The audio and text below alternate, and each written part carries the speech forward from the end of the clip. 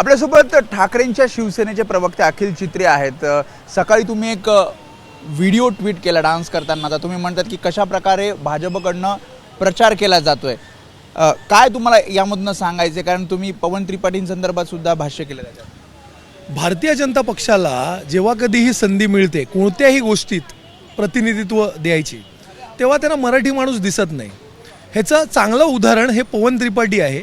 सिद्धिविनायक मंदिरवर मला वाटतं त्यांची वळणी लागली तेव्हा त्यांना कोण मराठी माणूस भारतीय जनता पक्षाला सापडला नाही। आता भारतीय जनता पक्षाचे ते मुंबई अध्यक्ष ते डोनाल्ड डक पाकिस्तानचे, आता ते ह्याच्यावर काय बोलणार?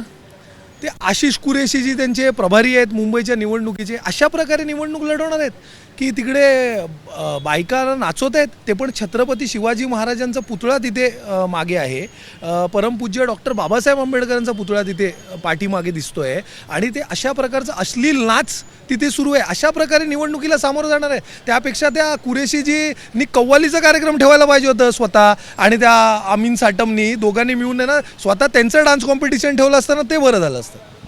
दुसरं म्हणजे नितेश राणेंनी ABP माझाला मुलाखत दिली आणि त्यामध्ये त्यांनी असं सांगितलं की मी पुढील अनेक वर्ष भाजप सोडण्याचा विचार करणार नाही, मला जर मंत्रिपद सोडायला सांगितलं तर मी सोडेल, स्वयंसेवकाचं काम करेल, पण इतके वर्ष मी तपस्या केली आणि मग भाजपमध्ये ज्या प्रकारे मी काम करतोय तर भाजप कधीही सोडणार नाही असं ते म्हणतात। आपण काही वर्षांपूर्वीचे जर नितेश राणेंचे काँग्रेसमध्ये असतानाचे व्हिडिओज पाहिलेत ना, तर आपल्याला लक्षात येईल सेम सगळे त्यांचे वक्तव्य तेव्हा पण होते। काँग्रेस कधीही सोडणार नाही, गांधींना मानतो, नेहरूंना मानतो, आणि तेव्हा काय प्रकारे त्यांनी RSSबद्दल वक्तव्य केलेलं आहे, कशा प्रकारे त्यांनी RSSची म्हणजे किल्ली उडवलेली आहे, हाफ चड्डी सांगून वगैरे वगैरे सगळं त्यांनी सांगितलेलं आहे। आता काय आहे, हे सगळे पदांसाठी झालेले लाचार व्यक्ती आहेत, आणि ह्यांचं इतकंच त्यांना ते आणखीन म्हणून काहीतरी म्हणाले ना की म्हणे काय ते चाटम सांगून कोकणी माणसाचा अपमान केलेला आहे आणि मालवणी माणसाचा अपमान केलेला आहे, आणि ते निवडणुकीत उत्तर देणं। अहो तुम्ही स्वतःला मराठा म्हणवता ना, छत्रपती शिवाजी महाराजांचा अपमान हे तुमच्या पक्षामार्फत केलं जात आहे। तिकडे छत्रपती शिवाजी महाराजांच्या पुतळ्यासमोर तिकडे अश्लील नाच एका महिलेला करायला लावतोय तुमचा पक्ष, त्याच्याबद्दल तुम्ही कधी बोलणार? त्याच्याबद्दल बोला ना, हिंमत आहे। म्हणले की उद्धव ठाकरे हे स्वार्थी आहेत, राज ठाकरेंसोबत त्यांनी युतीसुद्धा स्वार्थासाठी केलेली आहे, ज्यांना छळलं त्यांच्यासोबत युती केली, आणि 16 तारखेला कळेल की ते कशा प्रकारे स्वार्थ काय आहे ना। ह्यांच्यासारखे जे ढोंगी आणि लोचट व्यक्ती आहेत त्यांनी आमच्याबद्दल तर बोलू नाही। त्यांना जर इतकंच म्हणजे इतकी पोटशूळ झालेली आहे की राज ठाकरे आणि उद्धव ठाकरे साहेब हे कसे काय एकत्र आले, तर मला असं वाटतं त्यांचे नेते आणि महाराष्ट्र राज्याचे आदरणीय मुख्यमंत्री त्यांनी आपल्याच चॅनलवर मला वाटतं बोलले होते, ते काय म्हणाले होते की मी अपवत धर्म नाही, शाश्वत धर्म नाही, अमकं नाही, तमकं नाही, अविवाहित राहणं पसंत करीन, पण अजित पवारांबरोबर जाणार नाही नाही नाही, बरोबर ना, लूपमध्ये बोलले गेले ना।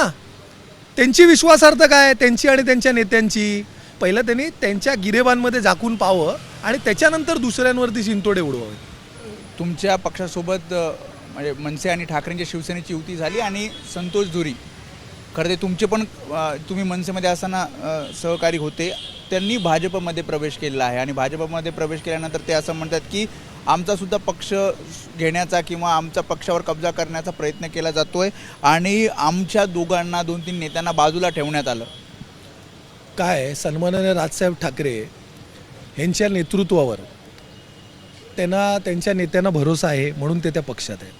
आता त्यांना तिथे तिकीट मिळालं नाही, त्या ठिकाणी त्यांचा राग मी समजू शकतो। आता त्या रागापोटी किंवा नैराश्यपोटी ते काही वक्तव्य त्यांनी केले असतील, परंतु सन्माननीय राजसाहेब ठाकरे काय इतके म्हणजे काय म्हणतात नासमज नेतृत्व नाही आहे की ते त्यांचा पक्ष कुठेतरी दुसऱ्याला स्वाधीन करतील। त्यांना त्यांचं पक्ष टिकवता येतं, इतके वर्ष टिकवलेलं आहे त्यांनी, यापुढे देखील टिकवतील, म्हणून मला असं वाटतं की ते रागातनं आणि नैराश्यातनं त्यांनी बाजूला ठेवलं असं ते म्हणतात। काही नेते म्हणजे कोण, आता ते त्यांच्या पक्षाचा अंतर्गत विषय आहे, आणि संतोष धुरी पण मला असं वाटतं आता भारतीय जनता पक्षात गेलेले आहे, म्हणून ते भारतीय जनता पक्षाचा अजेंडा आणि त्याची लाईनच राबवणार, म्हणून त्याला आता किती गांभीर्याने घ्यायचं आपण एक विषय।